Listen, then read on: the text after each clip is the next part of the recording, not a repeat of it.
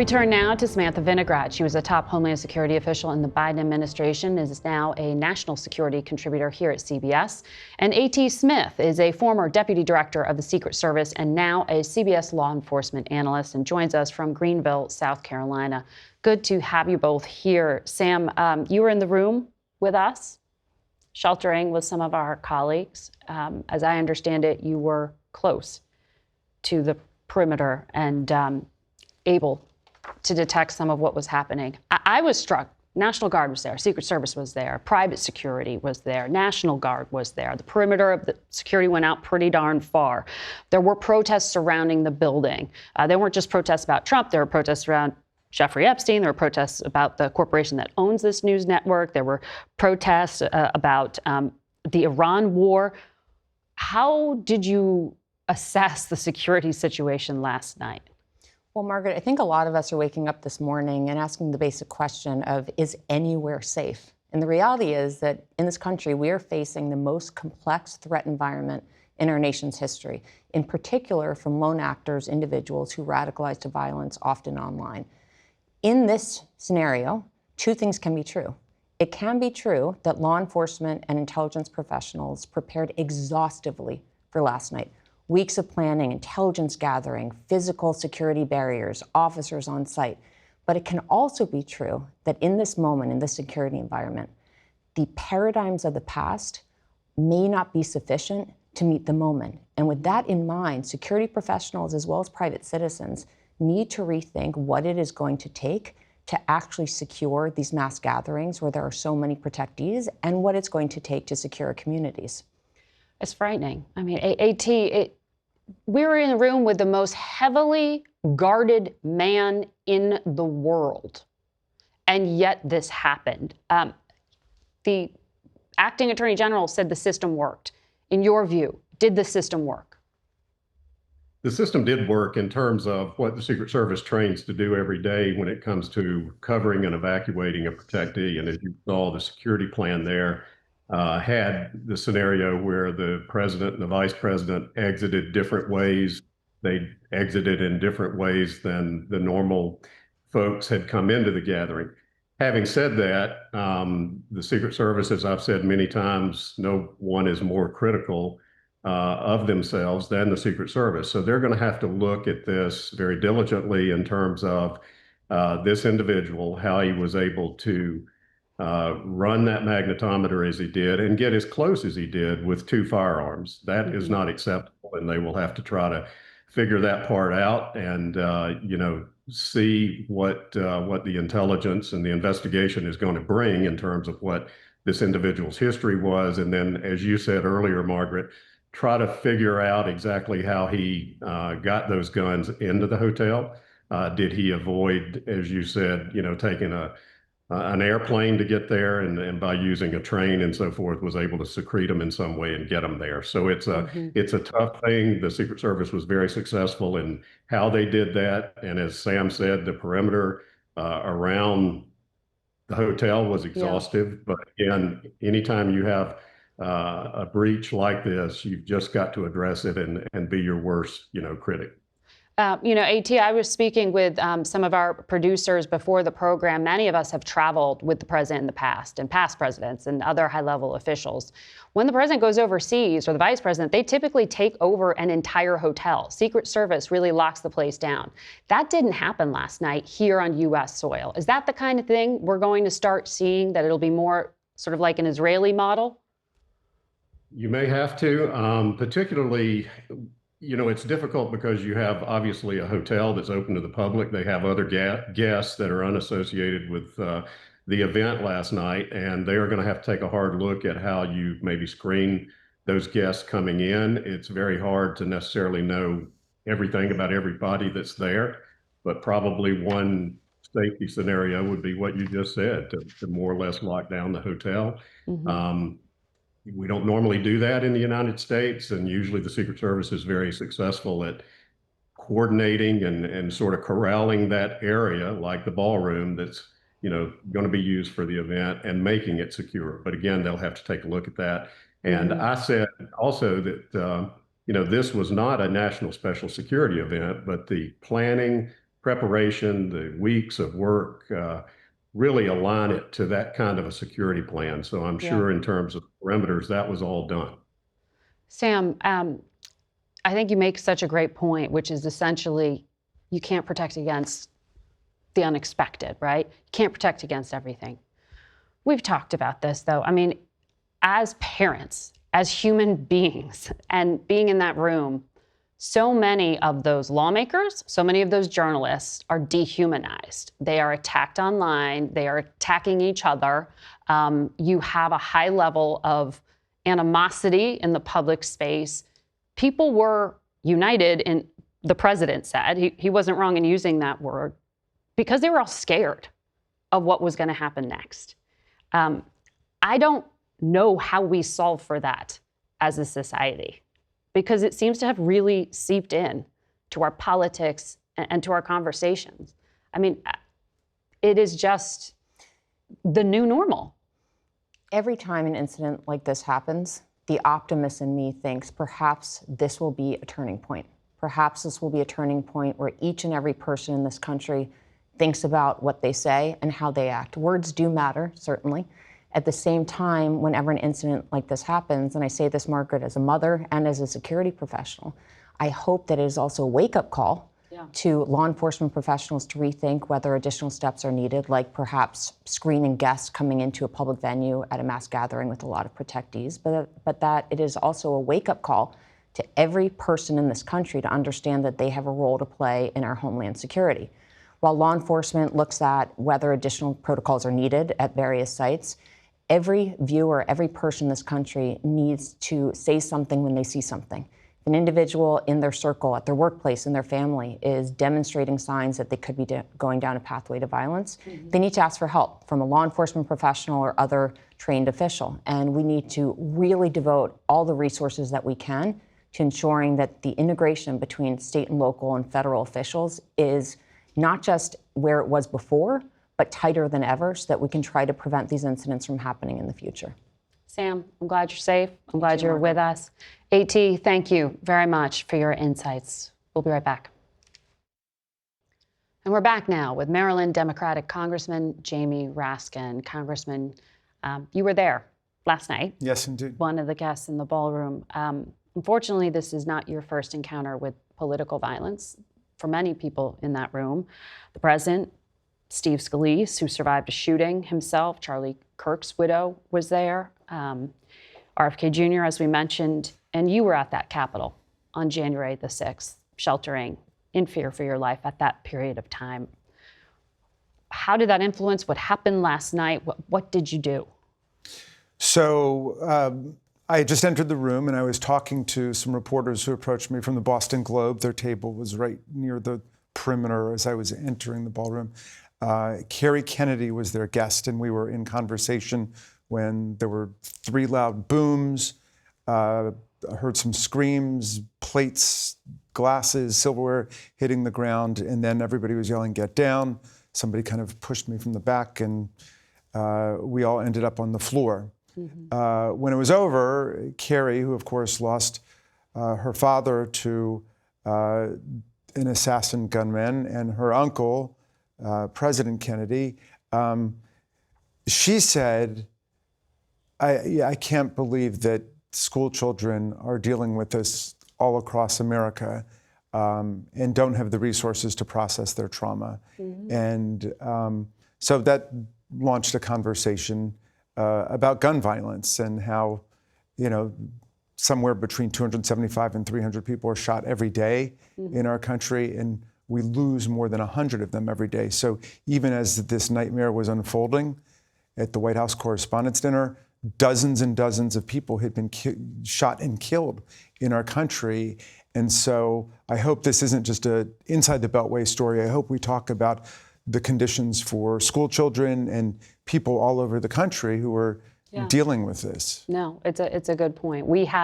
We benefited from all that security.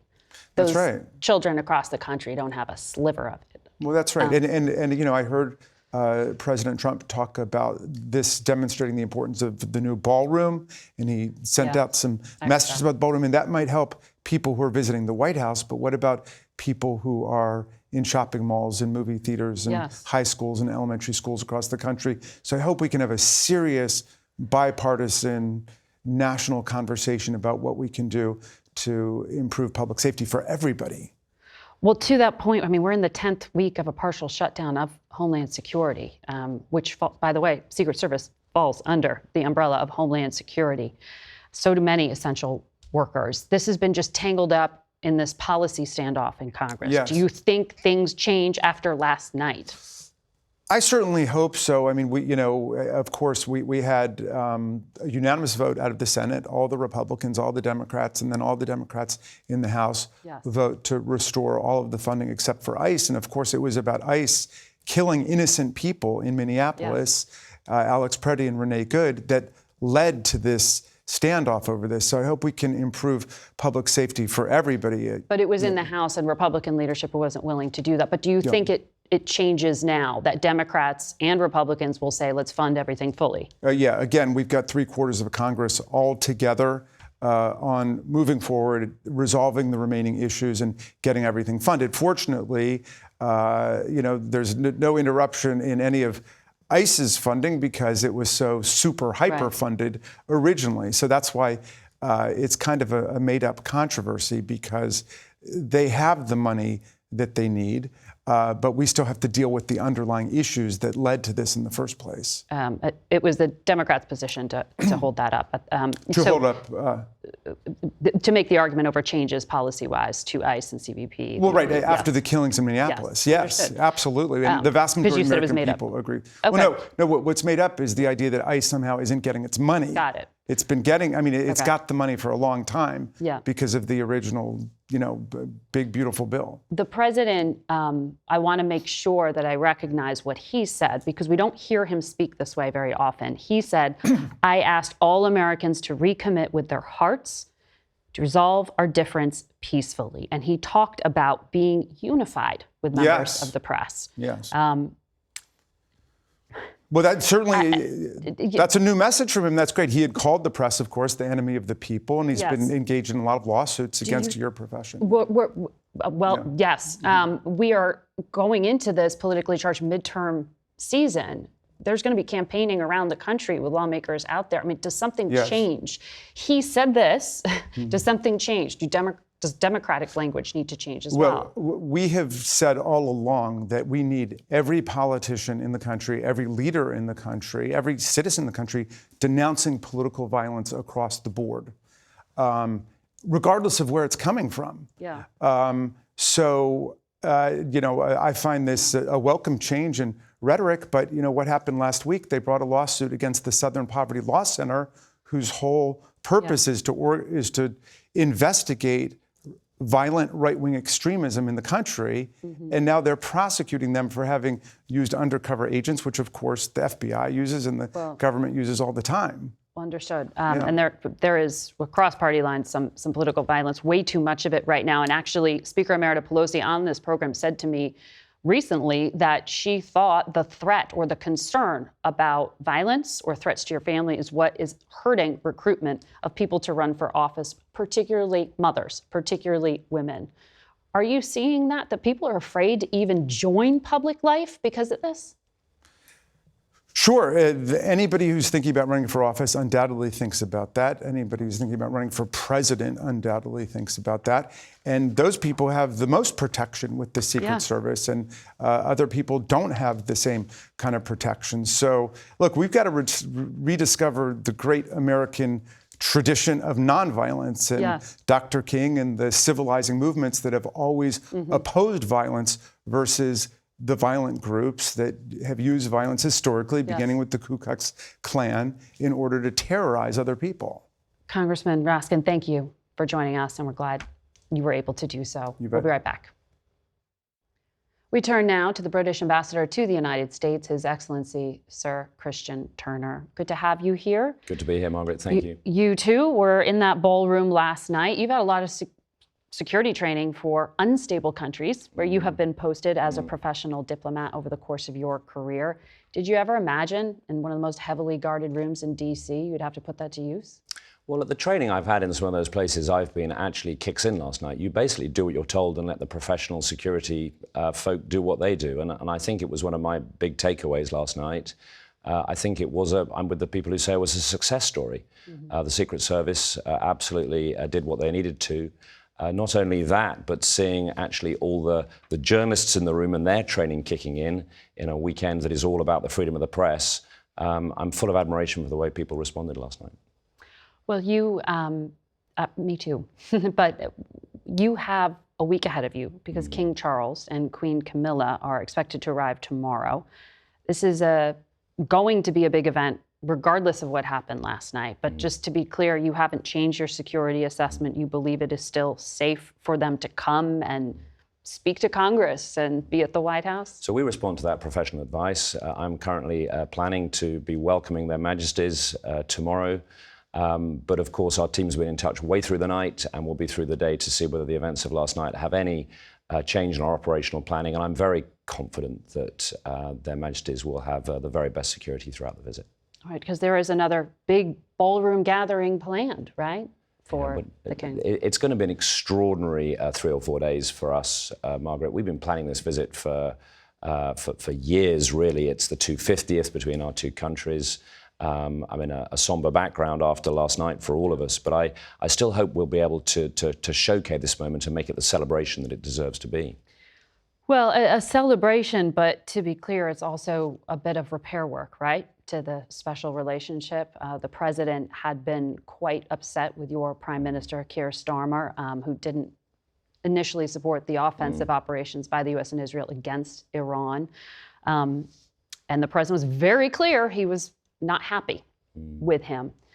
He mocked him. He said he's no Winston Churchill. He said it was too late for the UK to even offer help. And then there was other tension about the UK as a NATO ally.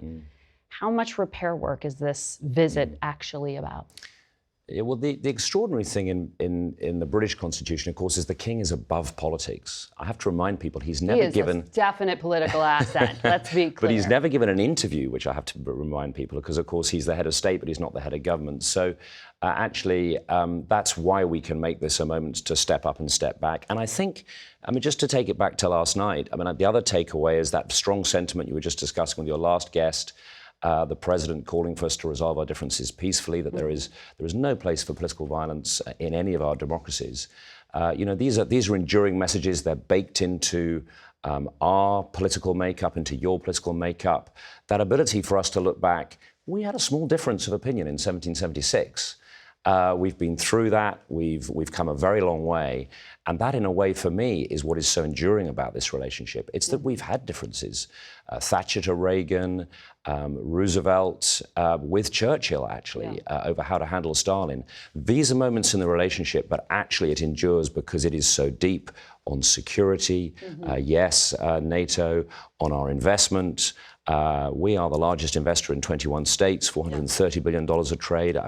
The statistics come out, but it's actually about the people that we want this to focus. So I'm very confident that's where we will want to focus our time this week. And I should add, the Prime Minister spoke to the President this morning after the incident. The King sent a personal message to the President and First Lady. So actually in diplomacy, it's as much personal as it is political. Well, on the diplomatic front, the UK has been convening European countries to try to figure out what to do with the Strait of Hormuz after combat ends. You know the Iran file quite well. You were previously a negotiator here. What's your assessment on who is running Iran right now and whether we see an end to this conflict anytime soon? So it's difficult in Tehran. There are clearly some divisions. You pointed to that initial disagreement before the war, but since then, Margaret, actually the UK has been doing a lot. We were using our bases for defensive strikes. We've flown something like 2,000 sorties with aircraft in the Middle East, shooting down drones and missiles to protect our allies every night in very close coordination with the US. And of course, our intelligence base, we don't talk about it much, but it's the absolute foundation of so much that is going on. We share the same intent, the same policy as the US. We want to constrain this regime and its threat. We want the straits open again. So this coalition you refer to that President Macron has worked with my Prime Minister Keir Starmer on.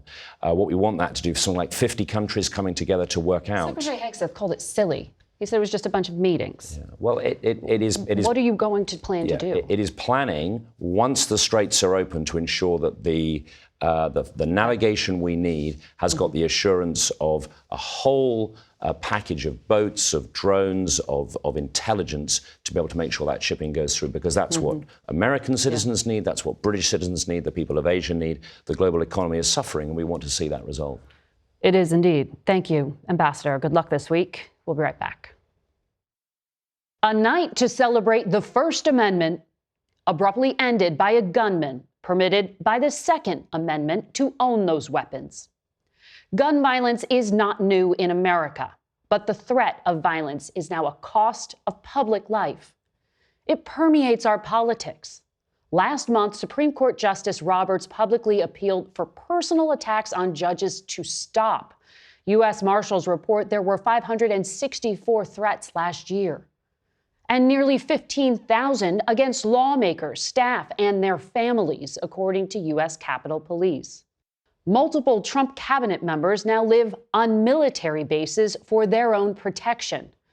No such fortress for the federal and state officials who face growing number of threats in communities across the country. There's a marked increase in harassment and threats of physical violence to journalists in the U.S.